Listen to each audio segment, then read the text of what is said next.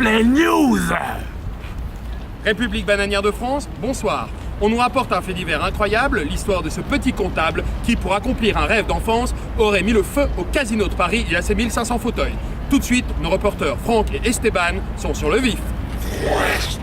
Mesdames et messieurs, je vais vous raconter l'histoire d'un homme qui était comptable, un petit comptable austère avec des petites lunettes, alors qu'il n'était pas si vieux que ça, pourtant les années avaient déjà buriné son lourd front. Il faisait un travail triste, il était devant son ordinateur toute la journée, compilait des dossiers, classait des papiers, n'arrêtait pas d'être dans les chiffres, tantôt avec sa calculatrice, tantôt sur son ordinateur, tantôt à sortir sur l'imprimante un dossier improbable qu'il aurait rendu à un chef non moins improbable. Il était là, il était dans son univers poussiéreux, dans son univers de stress, dans son univers d'ennui, profond, d'ennui, mesdames et messieurs. Il ne vivait plus sa vie, il était démoralisé. Le soir, il rentrait chez lui. De temps en temps, il restait bloqué dans son ascenseur. Il donnait des coups dans l'ascenseur pour qu'on vienne le libérer. Alors, il rentrait chez lui, se posait chez lui, ouvrait une boîte surgelée chez lui, essayait de la manger tout seul en regardant un programme de TF1. Triste et abandonné de tous. Il était là, il s'endormait. Et pour la nuit, il faisait des cauchemars de sa comptabilité. Il faisait des cauchemars, mesdames et messieurs. Il voyait des monstres énormes. Il voyait des lettres et des chiffres l'attaquer pendant son sommeil.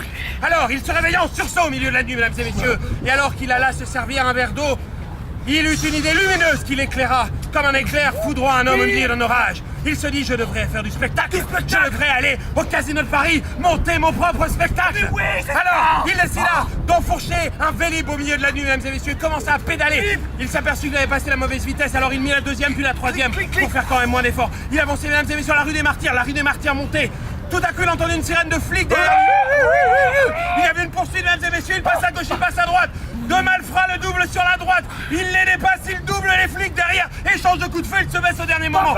Il arrive tout soin devant le casino de Paris. Et là, il le voit grand, majestueux. Coup de lumière, certif. Casino de Paris en énorme. Il se dit, mais oui, mon destin est là. Je dois y aller. Je dois faire ce spectacle. Mais comme il était d'origine hongroise, il se le disait en hongrois. Je dois y aller. Je dois faire ce spectacle. Je dois y aller. Alors il donna un coup dans la porte du casino de Paris, rentra à l'intérieur du couloir de secours, avança tout doucement et rentra dans cette salle. Elle était déserte, elle était sombre. Il ne voyait que les ombres des fantômes des anciens comédiens morts errer dans cette salle qui était autour de lui. Il les sentait, il les vivait. Il s'approchait des guinches, il s'approchait du rideau. Il sentait. C'est comme si le bois lui parlait. C'est comme si les lumières encore toutes chaudes de la représentation de la veille lui parlaient. Et il tendit l'oreille et il écouta, mesdames et messieurs, une gélate de lumière qui lui dit: quand la limace vit l'oiseau arriver, se cacha dans sa coquille. Alors il décida de monter un spectacle pastoral. Soudain, c'est le 12 coups de théâtre, le spectacle va commencer. Rideau s'ouvre. Le rideau ne s'ouvre pas, le rideau s'ouvre. Ouvre, le deuxième rideau s'ouvre. Non, il s'ouvre en hauteur, le deuxième rideau. En hauteur. Mesdames et messieurs, et là les premiers artistes arrivent sur scène. Le public se lève.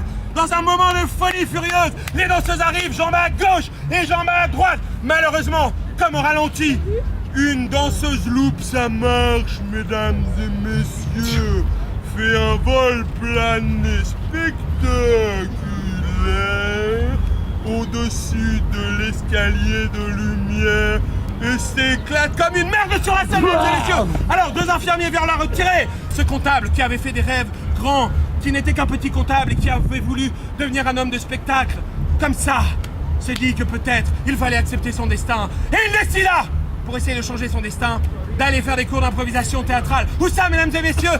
À l'école française d'improvisation théâtrale. Là, il rencontra des gens extraordinaires, des petits gnomes gentils, des fées enchanteresses qui lui apprirent l'improvisation théâtrale. Et un jour, qui lui dirent, rendez-vous le vendredi 18 avril au Casino de Paris pour Comedian Friends embrase le Casino de Paris.